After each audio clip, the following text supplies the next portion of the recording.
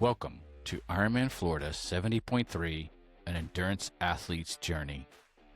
In the heart of the Sunshine State, where the ocean's edge beckons with promise and challenge, a race unfolds like any other. Ironman Florida 70.3 is not simply a competition. It is a crucible of endurance, willpower, and transformation.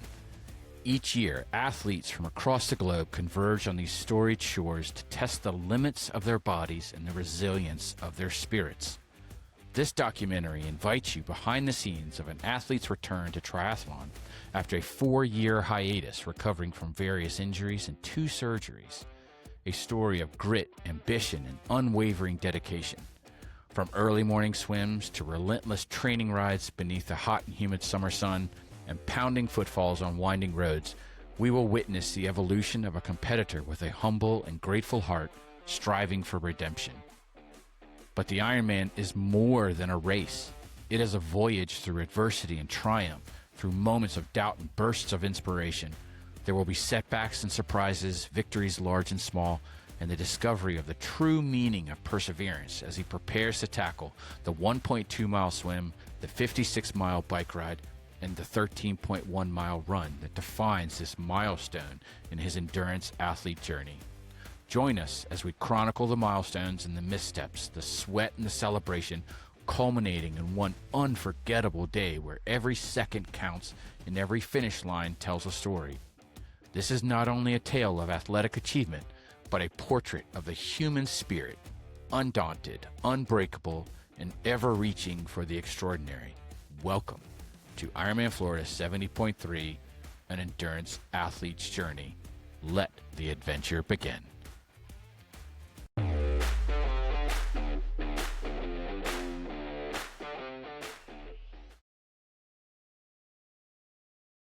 Hey everyone, I want to welcome you to Ironman 70.3, an endurance athlete journey. A little bit about myself. I want to set the stage on kind of what we're going to be doing for the next 16 weeks. So this is week 0, and I want to tell you a little bit about myself. So I've been in the sport for about 10 years at this point of the recording. And so I want to tell you a little bit about how I got started. There was the important date that was in my life was in June of 2010. Prior to that, I was about 365 pounds. I was close to a pack-a-day smoker. It had gotten to the point where I could maybe walk 4 or 5 blocks down the street before I would have to stop and, stretch my back because the pain was just so great. I had some degenerative discs in my back, and in my early 20s, I had my first herniated disc. And so my body was just not holding up, even at a young age. So I had to make some changes. And in June of 2010, I opted to have gastric bypass surgery. So I had a Roux-en-Y gastric bypass. And so, after that time, my journey really kind of began. So that was kind of a turning point in my life. And I really had to figure out how to transform somebody who was so grossly inactive and unable to move from 365 pounds with limited lung capacity and transform this into something different. And so what I decided to do was spend a year focusing on relearning my relationship with food. And I've always wanted to be a runner. And so that was kind of my process was, learning how to eat new again, really how to use my new stomach and try and figure out how to introduce movement in a consistent way to my body, because I knew that just the diet wasn't going to be the only way that I was going to transform myself. And so, because of my desire to become a runner, I'd always wanted to do it and never could sustain it. My body would just break down too much. And I ran, my first K was in March of 20, and then the very next month I ran a 10K. So my goal, I spent a year kind of like preparing for a 10K. And I said, now that I've kind of done this, I want to do something different. I want to push myself a little bit more. And so I had a coworker that suggested that I look into multisport. He had a local race that was in his area, and he said, give this a try and take a look. I went back to the office and pulled it up on the computer and hit the register button right then. I said, I'm in, let's give this a try. And I was hooked. So that was my first exposure to multi-sport racing. It was a little short duathlon that was in Charlottesville, Virginia. I did it on an incredibly heavy Schwinn mountain bike that was bought from Walmart, and there was no swim. So I ran first and jumped on the bike, and then I ran again. And I was hooked. As soon as I crossed that finish line, I knew this is what I wanted to do. And so I spent the next maybe 3 months trying to learn how to swim. I could only swim basically, 25 yards in a pool from one end to the other, and then I have to take a break. But I learned how to swim and did my first sprint triathlon just a couple months later. Let's see, that was in June of 2012 or July of 2012. And ever since then, I was sold in to the lifestyle. And I said, now, right then, I was about 35 years old and really kind of discovering who I was again, and said, I want to become an Ironman. I have no idea where the idea came from. I had only done, a sprint. And so I said, but I'm in this. And I spent the next 5 years working my way up through the ranks of the sport of triathlon. And I completed my first full Ironman at Ironman Chattanooga. And I can say that this has been a life-changing process. And, throughout this journey, I've learned so much about who I am, what I'm capable of. And every time that I've got these insecurities in myself where it's just like, man, there's no way that you can do this, I prove myself wrong. And so, it's been an amazing journey. And so after this was and then I went for my second full Ironman. Just a year later, I went to Ironman Louisville and completed that. And then, my kids were getting a little bit older, and I was a single dad, during this whole process. And so there were a lot of like early morning trainer rides in the living room while, everybody was sleeping before the day would start. And this was just the sacrifices that I had to make in order to still be present as a dad, but still push myself and invest in me and in this journey that I was on, and a journey that I loved. And, this sport has given so much to me over the years. It's become almost kind of like part of my DNA. I don't identify myself only as a triathlete, but I can say I absolutely love this sport and what it has done for me. And then once I kind of like moved along in my journey, I had somebody suggest the idea of, why don't you just become a coach? And I was so passionate about the sport and what it does for people, and because what it did for me, I said, you know what, that's a pretty good idea. I was a little insecure and kind of like figuring out, it's like, well, who's gonna want me to coach them? And so, in 2019, I started Tabula Rasa Racing. And Tabula Rasa, or Tabula Rasa, however you want to pronounce it, is Latin for clean slate. And so I felt that this phrase personified my journey, and it was encapsulated everything that I have gone through over the years. And the logo that I picked was the phoenix. It's the rebirth from the ashes. And it's really indicative. It's just a pictorial representation of my journey. And so now that you know a little bit about myself, I can tell you, let's see, my last half Ironman was Ironman North Carolina, 70.3. And that was in October of 2021. The reason that it was my last half Ironman, and it was by far like my worst performance, because training for that thing was incredibly challenging. That's health issues that I just couldn't control. This was, between, exposures to, having kidney stones and gout in my toes and stuff like that. It made it really, really hard. And I actually did not know it at the time, but I was training for it with a torn rotator cuff and a torn bicep tendon. And it was after that race that I shut everything down. And I said, I got to get healthy. I got to figure this out. I got to fix my shoulder. And while training for Ironman Chattanooga, I developed a tendinopathy in my elbow. So it was like golfer's elbow. And so I had some repairing that I needed to do. So I went through the process of undergoing surgery to repair my torn rotator cuff and relocated my torn bicep tendon. During the rehab for that, I developed frozen shoulder syndrome, which effectively meant that I had limited, almost no mobility in this shoulder. I could barely lift it over my head without having my other arm assist it up. And so, as you know, as a swimmer, you need to have some mobility in your shoulders. And so I really kind of questioned on whether I was going to be able to do this again. And it had become such a big part of my life and ingrained in who I was and who I felt I had become. Really kind of questioning on whether I could do it again was really kind of scary. And I didn't quite know what to do. During that process, I said, well, let's just go ahead and let's fix my elbow too. So then I underwent another surgery to repair the elbow and fix that. And so all of this, now we're 4 years later after this process of trying to repair myself and build back my body. I decided to start a triathlon again. I came into it, and that was this year. So we're now in 2020. After taking 4 years off from the sport to recover, I wanted to dip my toes back in and see what I could do.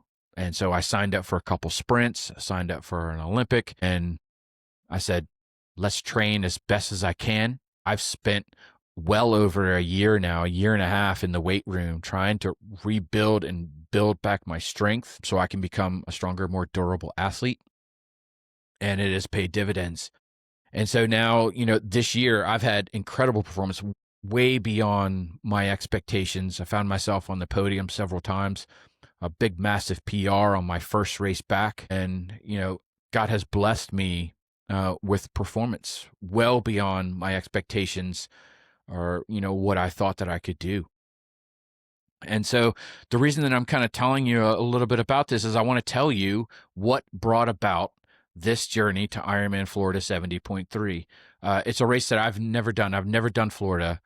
And it's December 14th of 2025 will be the race. And so what I had done is, as I was preparing for one of my A race, which was an Olympic race, which I felt was a stretch goal at best, because I really, really had no interest in doing an Olympic at all. I just wanted to do sprints, and I just happened to get a bike fit because I was returning to the sport and wanted to make sure that I was properly fit to my bike. And, my bike fitter just happenstance just said, I'd like to see you do an Olympic. And that's all it took to kind of like plant the seed in my head. It's like, maybe I can do it. I've proved myself wrong every single time that I've questioned what I can and can't do. So let's give it a shot. So I signed up for an Olympic as my A race, and it was in June. So it's like, after that, I'm kind of done. I can end the season in June and then transition to a half marathon back in November. And so as I was training for this, I had a friend reach out to me and said, hey, we have a relay team for Ironman Chattanooga 70.3, which was in May of this year. And they lost their swimmer. And right off the bat, I was like, why couldn't you have lost your cyclist? Which happened to have been my friend, which is what he was going to be riding. So I don't want to wish that in. But swimming was by far like my biggest level of insecurity, because I didn't quite know if I had the ability to swim, a 70.3 distance swim in a wetsuit, in a river, in open water, if I just had the muscular endurance and mobility to do it. And so I said, I'm not quite sure. I'm kind of coming back to the sport. I feel like my Olympic is already kind of a stretch at, 1,500 meters, whether I feel like I can go like 1.25 miles. I don't know. But let me see how my training goes. And he was gracious enough to say, yeah, sure, no problem. If you can't do it, well, one of us will just do it anyway, and it'll just be a 2-person relay rather than a 3-person. And my training actually went fantastic. I built up throughout the months, and it went way better than I expected. And I felt fit. I was already kind of doing 3K swim volume for an Olympic, which was only 1,500. And so I was already doing kind of like half Ironman distance training and didn't really think about it much. And then until it was brought, it was like, hey, you're already doing half Ironman distance volume. And so I reached out to my friend and I said, I'm in. I talked to my wife, and I said, this is something that we kind of need to pray about and figure out if this is what I'm supposed to do. I don't want to jeopardize everything that I've done to prepare for this Olympic. And so we really need to pray and figure out, if this is what this is what I'm supposed to do, because I really don't know. And I didn't trust myself to make the decision. So I wanted to really kind of feel like this is what I was supposed to do. Both of us prayed about it, and, we kind of came to an agreement that, yes, both of us felt like it was something that I was supposed to do. And I was supposed to go to Chattanooga and do this swim, even though I didn't know if I could really do it. And I was really kind of insecure about my ability. And so I reached out to my friend, and I was stepping out in faith, and I said, yes, I'm in, sign me up. Here's my money. So this is my portion of your registration. I'm ready to swim. And so here we go. I was on my way to Ironman Chattanooga 70 point. I had already done the full. So I knew the area, and I knew what the swim was going to be like. I'd been in the river before. And so I knew, but I had basically I was laid off in April. And so I had lost my job in April. The race was in May, and I was during the process of trying to find a new job. And I said, I don't know if I'm supposed to go all the way down to Chattanooga with no job, expose myself to this additional expense. But we still felt led to go. And I said, you know what? We're stepping out in faith. Let's just do this. We know that we're supposed to do it, so let's just do it and don't question. We drove down a little early since I had the bandwidth, and I have family that's down there, so I was able to spend some time with my mom and my sister and the family. And we were walking into Ironman Village on the day to pick up our packets. And, I was almost through the gate into the village, and the message came through that they had canceled the swim. Chattanooga had gotten a bunch of rainfall. The river was running high and running fast, and they expected the river to be running twice as fast as it usually does. And it's already a fast moving swim. And so I was basically heartbroken. And I was like, man, I know I'm supposed to be here. I don't know why, but I know that I'm supposed to be here for some reason. And I was like, well, man, that would have been a fantastic swim. I feel like I'm a decent swimmer, and I know what to do, and I know how to position myself in the water. And so I was like, man, that was going to be a fantastic PR if it's already running twice as fast as it usually does. And I know how to navigate. And so, but we went up to the hillside overlooking the river, and it was the best. It was the right choice for Ironman to make, was to shut that swim down, because I could see trees flowing down the river. And I was like, you know what? That would have been horrible. Just swimming along, and then all of a sudden you swim right headfirst into a tree. Who would think? And so I said, you know what? That was the right choice. I acknowledge that, and I give them kudos for doing that. But then I was like, I don't know why I'm supposed to be here. And so, I went to the race. I still supported my friends that were there. I had multiple friends that were racing down there, and I really enjoyed spectating, because I don't get to spectate very many races because I was always participating in them. So I tried to just be a servant to the team. There were two guys, and it was the first time I was meeting my friend in person. I had created a private Facebook group for bariatric athletes, and he's in the group along with his wife. And so this was the first chance that I had ever gotten to meet them in person. And I was really excited to meet them, and, because he seemed like a really cool couple. And I was really kind of inspired on how, they do these kind of things together. And it was really inspiring to me. So I was really looking forward to it. And I met, their friend which was the runner of the relay team. And so I said, you know what, I'm just going to come down here. I'm going to be a servant. So if it means that, when my friend came in on the bike, I would take the timing chip off of his leg and put it on the runner's leg, and just try and help, bringing food, from after the race was over, and, helping them, just trying to do whatever I could. Really step outside of my comfort zone and start talking to people, because I'm very much an introverted person. And so that's why I think triathlon kind of fits my personality, because it can be an isolating sport. And I've tried to kind of step outside of that and do, group workouts and, find run groups and ride with friends and things. But I really just kind of enjoy the solitude, myself. And I'm just out there, just me, pushing at my own effort, my own pace. And I don't have to worry about, my insecurity of being judged by others, in terms of oh, he's fast, he's slow, he doesn't fit, the look of a triathlete, he's a bigger guy. And so, all that stuff just runs through my head. And I own that. And I'll be a little vulnerable about this because that's what this is all about. And so I said, well, this is over. The trip was over and we drove home. I did the best that I could to try and help others and help my teammates. And we got home. And so it wasn't until July 4th weekend that was approaching. I get an email from Ironman, from actually Ironman Chattanooga, 70.3. It was a different email address than what I thought was their legit email. And it said, we understand that Ironman Chattanooga didn't pan out like we wanted.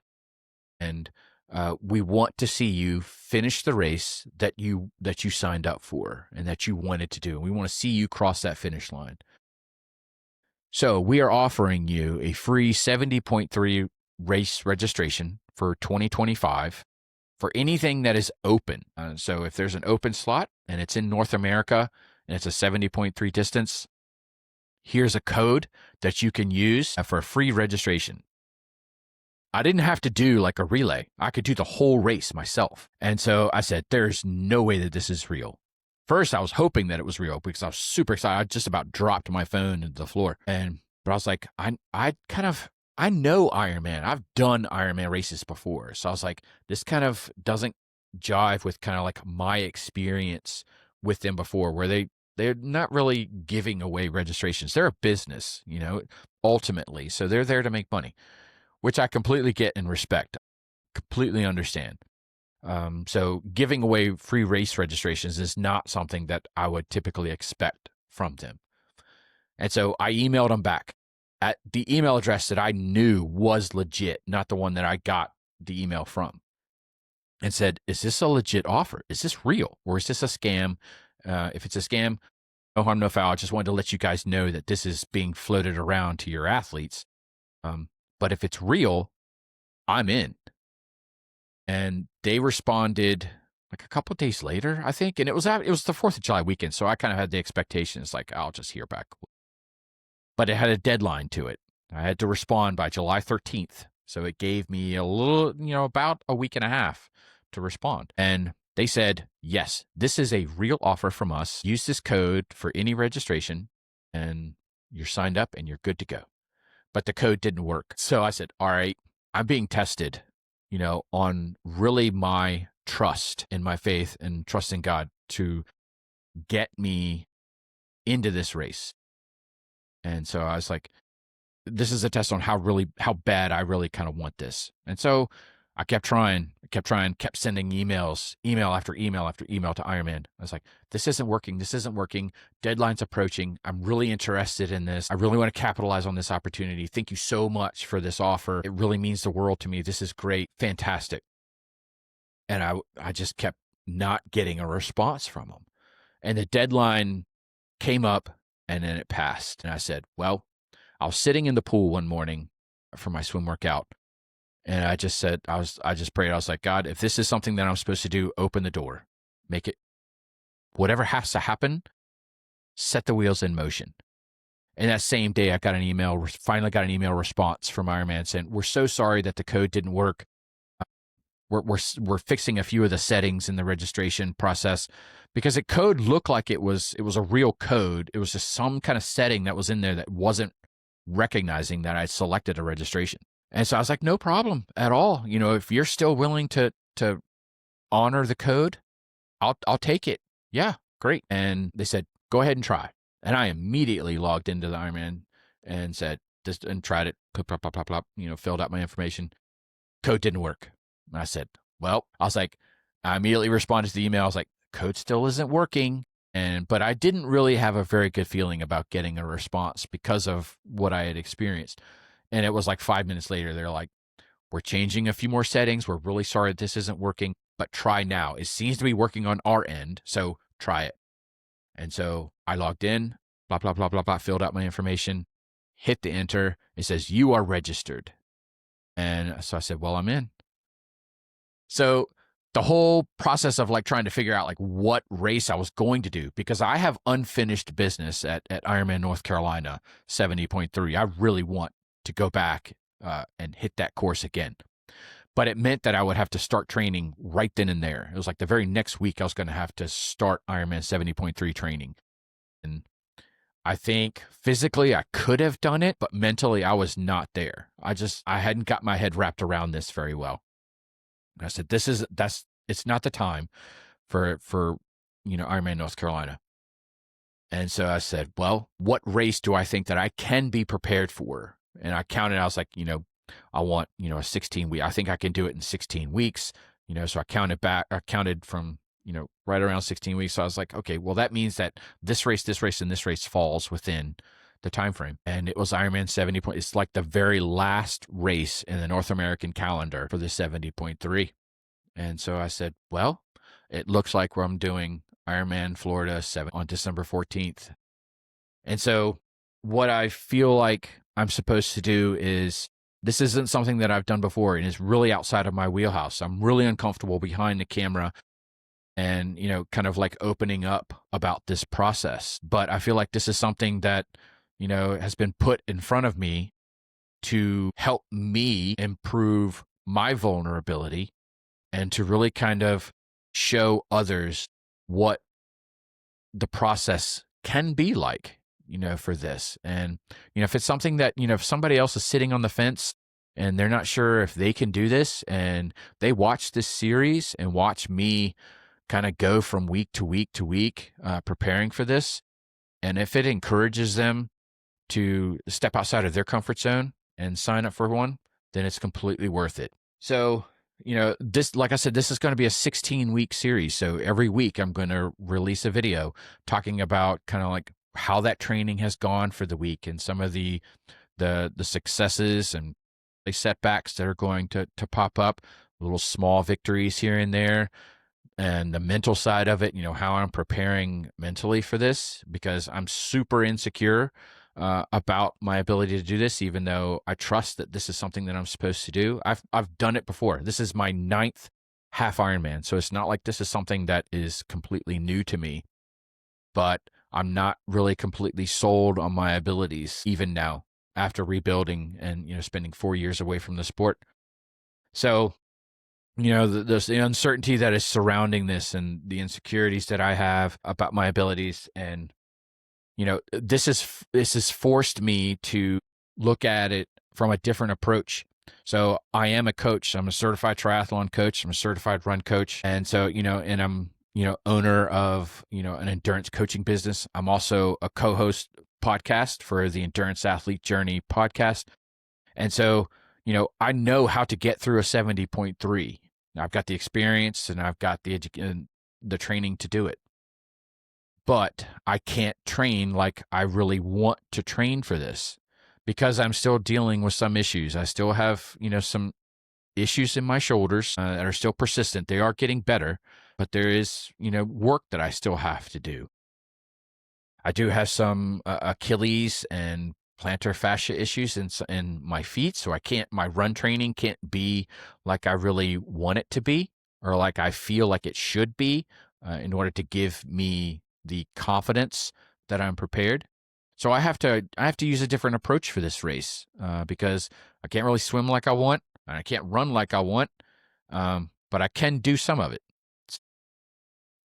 Hopefully over these 16 weeks, you'll follow along with me, and we'll walk this journey together.